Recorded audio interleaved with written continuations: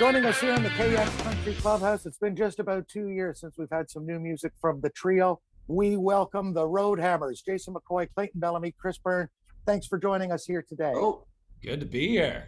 Yeah. Welcome to our spacious clubhouse. Maybe not as spacious as Clayton's guitar room, maybe. Yeah. He's got all the toys. I need a bigger room, so I can get more guitars. I want to talk about your new song. But we'll get to that in a moment. It has been a couple of years. I wasn't sure if we were ever going to hear any new Roadhammers music again. Clayton, you've been doing your rock thing. Jason, you've been doing all kinds of things, including radio. And Chris, I don't know what's going on with you. What's going on with you, Chris Byrne? Oh, lots of studio work and production. And my wife's got me pretty busy around here. You know, she's like, well, you're not gigging, so I need this room painted. I need this deck built. I need, so that's what's going on. And what about you, Jason? What's going on with you before we get to the music? What have you been doing the last 54 weeks? Yeah, really, it's getting crazy. I guess the same thing as Chris. Last year when all of our shows were put on hold, I felt guilty at first for feeling so relieved because last year I only had 2 weekends off of all summer. So we bought a boat. We got a lot of work done around the farm. We spent a lot of time with the family, like I think we're all doing. So I've become quite domesticated, but we're all pumped to get back out there and do what we do. Good to hear. And Clayton, you? I don't know if I can ever be a domestic animal. It's hard for me. But I have been doing a lot of the same as Jay. Spend a lot of time with the family, but also working, writing, same as always.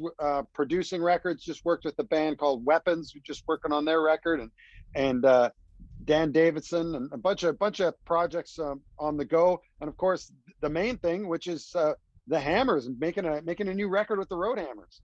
It's called The Boys Are Back at It. Let's talk about the tune. Who wrote it? Where'd you record it? How'd you come to get it? Well, Clay wrote it about a year and a bit ago with Derek Rutan and Jason Blaine. And the song, when it first came to us, it was pre-COVID. So it's vintage. But we heard it. We were like, this has to be on the record. Of course, it's perfect for the Hammers. But then as, COVID-19 has languished on and as this winter just seems to have been the longest one, I think the song speaks to what we're all feeling, and that's to get back at life. And we're pretty excited about getting back to life and back to touring. It's great how it works on both levels. Back at it, literally, the Roadhammers are back with a new song and also getting back to life, like you say. Amen.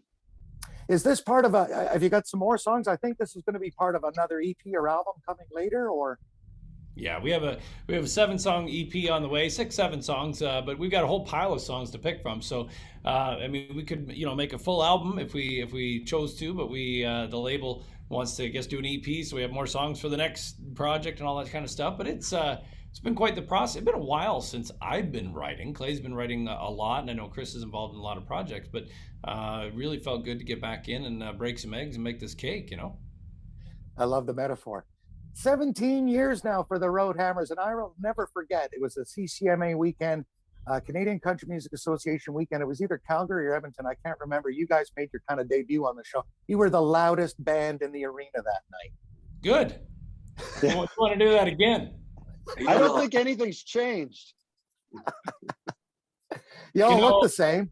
Hang on. This means a lot coming from, folks who don't know, and they should know, is that Pete is a fantastic guitar player.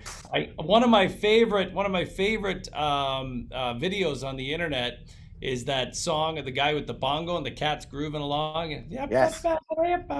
Well, I don't know if people know this, but Pete's got his own where he's check this out. This is great. It's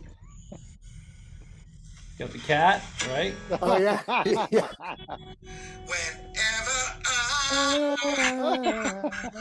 It is the best. So my kids and we love that video, by the way. So I'm glad. It's probably whenever I get to stop singing, it's usually most people's favorite time. Yeah, right. That's What was your favorite part? The end. Oh, where it goes up again. No, when you stop. Stop.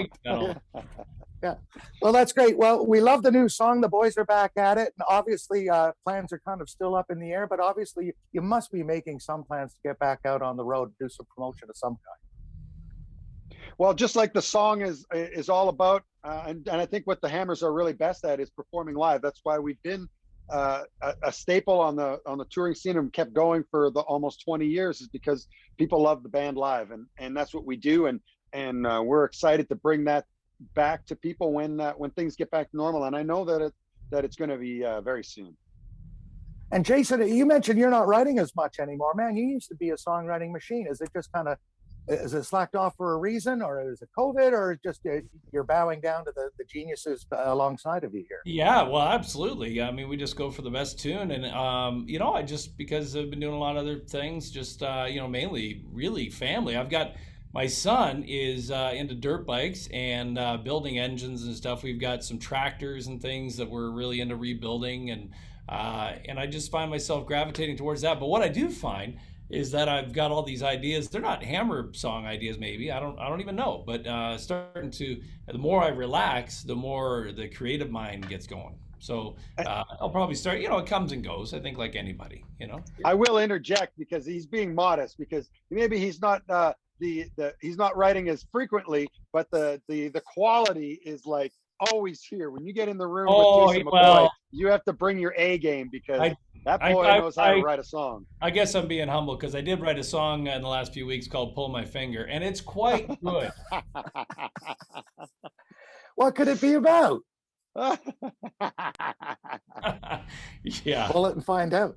Anyway, but it's all but the songwriting thing, it's always great working with Clay and Chris and the three of us, because we have a perspective that nobody else does of the Hammers. We know what we want to say, and we don't always make that mark, but you give it a shot. And it's interesting now when you're writing or getting songs from people who've written songs for the Hammers, because I'm amazed that people are like, oh, well, this is more your sound. Like Dan Davidson, we wrote with him.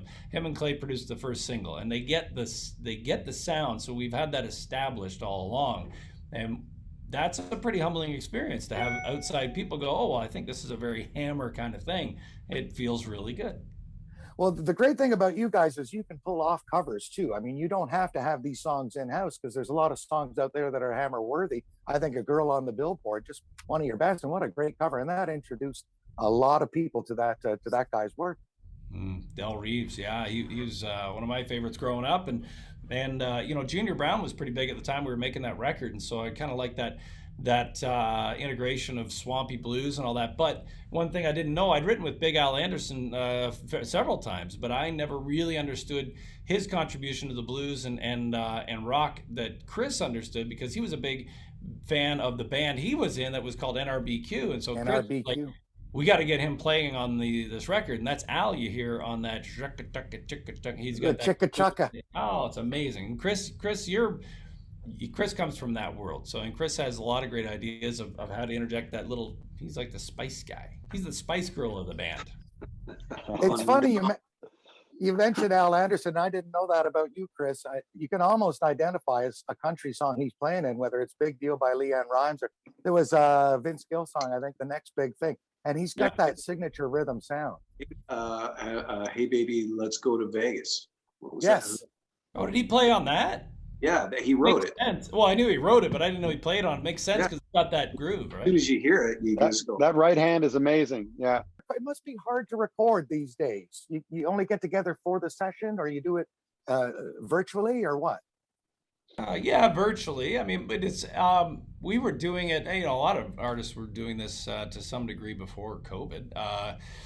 And technology's got to the point where writing is the weird one, because I like writing in a room where you can write and go up and get out of the room, grab a coffee, and go for lunch, and then over lunch usually discussions are where your second half of the song comes from. So I miss that, but the recording part, not so bad. I don't know. What do you guys think of it? For me, I've really enjoyed this.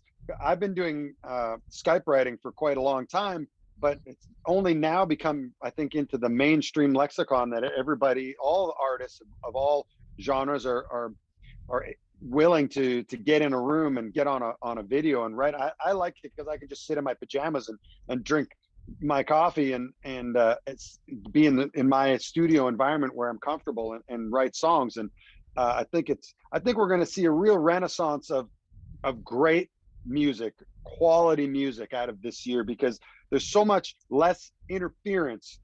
We just had time to create. We don't have to slide writing in between touring and kids and life and media. We just have time to write and create. And the best records in the 60s and 70s were written because they had 4 or 5 years in between albums on the regular. So now for this to have this year to just be focused on just writing and creating, I think we're going to see some amazing music in the next couple of years. And Chris, the technology's come a long way. There's a guy, I think it's a Canadian technology, where there's hardly any lag now when you do these video conferences online. Yeah, I haven't taken part in any of that yet, but apparently there's ways to do it, sessions from across, across the world from one another, and there's no lag and there's no latency, so you can actually be in a room playing with someone else on the other side of the world. It seems to work. So, well, as convenient as that is, I hope that time doesn't last, because I know everybody wants to be in the room together, hanging and banging and just wanging away at it. Yeah, I miss, this is great, but I miss coming to the studio and seeing you, and then seeing what you guys do when you're off air, and just seeing the station, and it's I don't know, it's just something about that, and we can't wait to get back to that, and of course playing. It's been lonely here without you musician types. I can honestly say that. I speak for pretty much everyone here in the studio. Well, we miss you guys too. The new song's called "The Boys Are Back at It." It's out now at all your DSPs and your radio stations. And we thank the Road Hammers, Clayton, Chris, and Jason for stopping in today. Wish you guys nothing but the best. Stay safe. All right. Thank you. Take care, Pete. Whenever